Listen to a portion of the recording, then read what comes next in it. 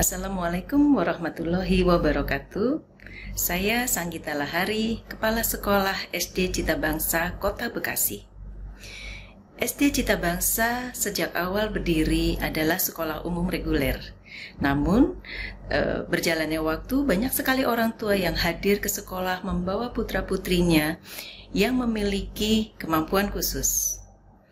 Menjadi keprihatinan yang mendalam bagi saya bahwa menurut orang tua, mereka sangat kesulitan untuk mencari sekolah yang mau menerima putra-putrinya dengan kondisi tertentu. Banyak ahli menyarankan, baik dokter anak maupun psikolog, bahwa anak-anak yang memiliki hambatan belajar sebaiknya sekolah di sekolah umum agar perkembangan belajarnya menjadi lebih optimal. Di Sekolah Dasar Cita Bangsa, kami selalu menemukan kondisi siswa yang beragam, apalagi sebagai sekolah inklusi, kami sudah pasti menerima siswa yang mengalami gangguan perkembangan ringan maupun sedang. Namun tidak jarang juga siswa reguler yang memiliki masalah perilaku dan emosi juga perlu mendapatkan pemahaman dan bimbingan agar bisa mengendalikan perilaku tersebut menjadi lebih positif. SD Cita Bangsa sebagai sekolah inklusi adalah tantangan besar untuk saya yang dipercaya sebagai kepala sekolah, namun hal ini sekaligus sebagai peluang agar tujuan sekolah bisa tercapai dengan memberikan hak belajar kepada semua anak, membangun budaya, toleransi dan empati dengan keberagaman kemampuan, namun tetap bisa mengembangkan potensi siswa untuk berprestasi di bidangnya masing-masing. Proses pembelajaran sejatinya ditujukan dan dimanfaatkan untuk kebutuhan peserta didik, sehingga semua yang direncanakan dan dilaksanakan harus berpusat kepada siswa. Hasil belajar yang diperoleh harus bisa membawa perubahan baik. Sebagaimana diketahui bahwa pembelajaran diferensiasi adalah pembelajaran yang dirancang bagi siswa dengan beragam kemampuan, minat, dan kebutuhan belajar. Dibutuhkan kerangka kerja yang tepat agar rancangan tersebut bisa berjalan dengan baik dan efektif. Di SD Cita Bangsa, kami membangun kerangka kerja sebagai berikut. Yang pertama adalah menyiapkan kondisi siswa sebelum pembelajaran, di antaranya lingkungan belajar, minat, bakat, serta gaya belajar siswa, serta kondisi psikologi siswa melalui asesmen non-kognitif dan kognitif di awal pembelajaran. Melakukan asesmen lanjutan kurang lebih 2-4 minggu, tergantung kondisi siswa masing-masing, untuk mengetahui lebih detail kondisi siswa, karena satu kali pertemuan tidak akan mewakili kondisi sesungguhnya. Menyiapkan guru untuk menguasai strategi, metode, ataupun media pembelajaran yang beragam untuk mengorganisasi kelas. Hal ini menjadi kunci keberhasilan bagi guru di dalam pembelajaran.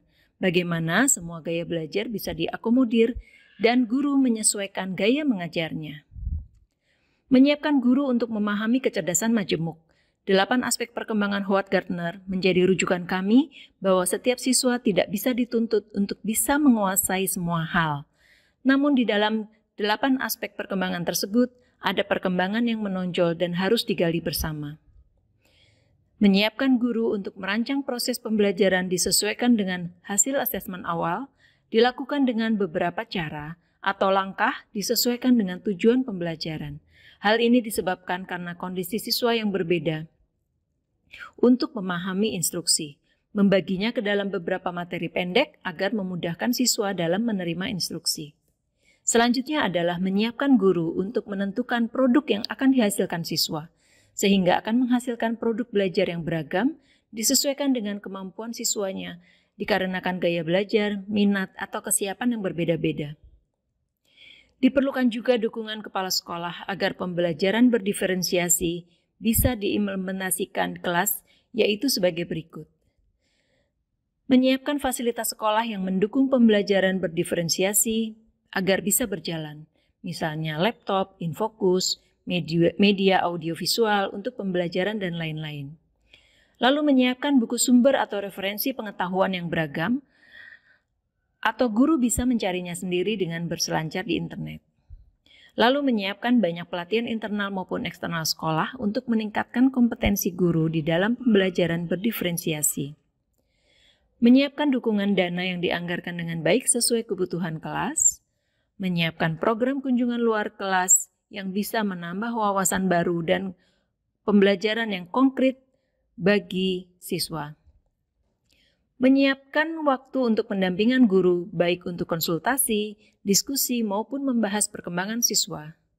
Selanjutnya, kepala sekolah menyiapkan tim pengembang sekolah untuk bisa melakukan kolaborasi dan diskusi mengenai pembelajaran berdiferensiasi agar bisa mengevaluasi serta merefleksi apa yang sudah dilakukan dan membuat program tindak lanjut. Kendala yang kami hadapi saat menjalankan proses pembelajaran diferensiasi adalah dibutuhkan waktu untuk menyiapkan pembelajaran berdiferensiasi. Guru perlu menuangkan banyak ide untuk merencanakan dan melaksanakan pembelajaran berdiferensiasi, sementara kegiatan di sekolah juga sangat banyak. Membutuhkan dukungan sumber daya manusia yang kompeten dan komitmen, yaitu guru yang terus mau belajar dan siap mendampingi siswa dalam jangka waktu tertentu. Jika ada guru yang sering keluar, maka akan mengganggu kinerja guru yang lain. Dibutuhkan waktu kembali untuk menyiapkan guru baru dengan paradigma dan kompetensi yang diharapkan. Tentunya dibutuhkan waktu pula untuk guru baru lebih mengenal kondisi kesiapan belajar siswa. Kendala lain adalah membutuhkan dukungan orang tua yang belum memahami pembelajaran berdiferensiasi karena kekhawatiran terhadap dampak prestasi belajar yang terganggu untuk siswa yang reguler. Dan adanya perbedaan pola asuh orang tua di rumah saat mendampingi anaknya belajar di rumah.